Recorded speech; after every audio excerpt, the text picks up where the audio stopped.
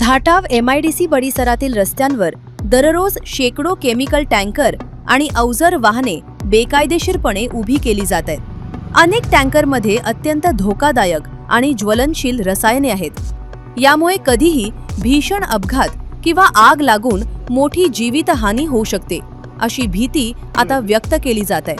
नागरिकांच्या सुरक्षेचा हा गंभीर प्रश्न बनला असून मनसे रोहा तालुका अध्यक्ष अक्षय राटाटे यांनी थेट प्रशासनाला 8 दिवसांचा अल्टिमेटम दिलाय। पुढील 8 दिवसात हे बेकायदेशीर पार्किंग बंद झाले नाही तर मनसे स्टाईलने तीव्र जनआंदोलन छेडण्याचा थेट इशारा राटाटे यांनी दिलाय।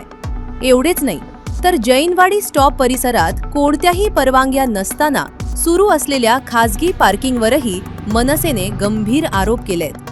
हे बेकायदेशीर खासगी पार्किंग नेमके कोणाच्या आशीर्वादाने सुरू आहे असा थेट सवाल करत अक्षय राटाटे यांनी याची तात्काळ चौकशी करण्याची मागणी प्रशासनाकडे केली आहे। आता मनसेच्या या थेट इशाऱ्यानंतर प्रशासन काय पावले उचलणार याकडे सर्वांचे लक्ष लागले। आपल्यासोबत बोलण्यासाठी मनसे रोहा तालुका अध्यक्ष अक्षयजी आहेत।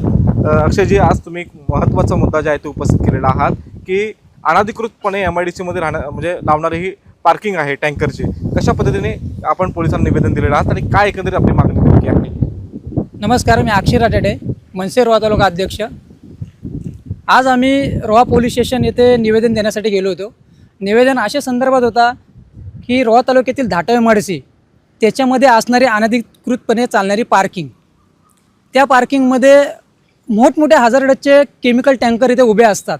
त्या केमिकल टँकरमुळे आज इथे हजारो नागरिक इथे कामगार ये जा करत असतात व ये जा करत असताना मोठमोठे ॲक्सिडेंट या MIDC मध्ये घडलेत ह्या अनधिकृत पार्किंगमुळे।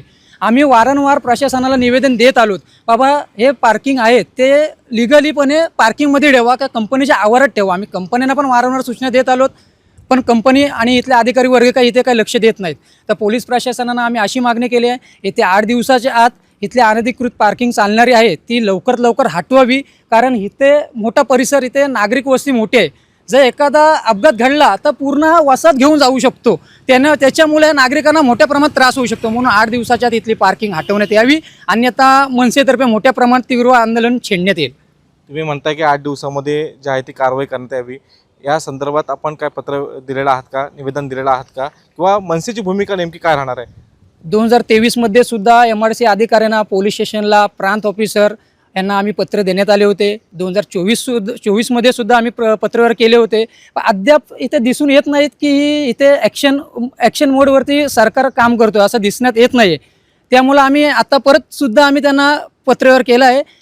जर त्यांनी पार्किंग इथनं हटवण्यात प्रशासनाने जर इथं लक्ष दिलं नाही तर आम्ही आता येत्या 8 दिवसामध्ये नक्कीच इथं आंदोलन करणार आणि आमच्या प्रकारे इथली सर्व प्रकारे चालणारी अनधिकृत पार्किंग येथे हटवण्यात येणार। आणि त्याच प्रकारे इथे जैनवाडी स्टॉप परिसरात असणारी प्रायव्हेट पार्किंग आहेत त्यांच्या संदर्भात सुद्धा आम्ही पोलीस प्रशासनाने अधिकाऱ्यांना सांगितले, ती सुद्धा पार्किंग त्यांचे डॉक्युमेंट, त्यांना NOC वगैरे आहे का नाही ते सुद्धा चेक करण्यात यावे, की एखादा इथे प्रकार घडला तर इथे मोठ्या प्रमाणात अपघात होऊ शकतो। ते वाचवण्यासाठी इथले नागरिकांना कोणताही मोठा प्रश्न निर्माण होऊ नये त्यासाठी आम्ही ही भरारी घेतले की इथले अनधिकृतपणे चालणारी पार्किंग आणि MIDCतील चालणाऱ्या कंपन्यांचा, चालणारा अधिकारी वर्गांचा चालणारा मनमानी कारभार यांच्या विरोधात आम्ही आज आंदोलन घेण्यासाठी आम्ही इथे प्रशासनाला लेटर दिला आहे।